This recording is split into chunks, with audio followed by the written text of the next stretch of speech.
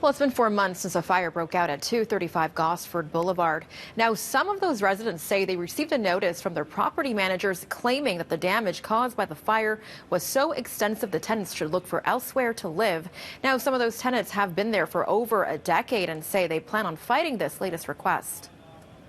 A notice from Ron K management saying the scope of the damage caused by the November 2019 fire is so extensive a total of 29 suites will not resume their tenancy for the foreseeable future.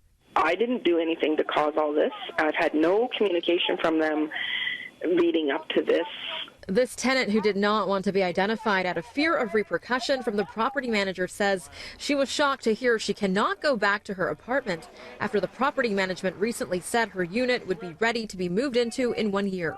I did have an email confirmation from them that said I could have my unit back after the repairs. So this was a bit of a shocker on a Friday evening at 5:30 at night. The notice also states that tenants that have not already planned to relocate permanently should commence the process of seeking out replacement rental accommodations immediately.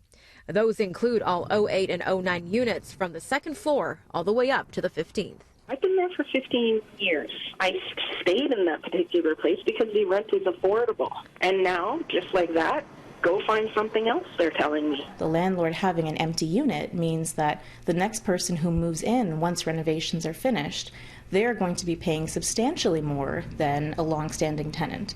So there's this incentive that we need to be very aware of because it creates a situation of unfairness for those who did nothing wrong. The lawyer representing some of the displaced residents says she was made aware of the notice and has filed pleadings with the landlord and tenant board. We're waiting to see whether we qualify for an emergency hearing date, and from there, we're really going to tackle the issue, what are the landlord's responsibilities, and bearing in mind that the legislation in Ontario has a focus on protecting tenants.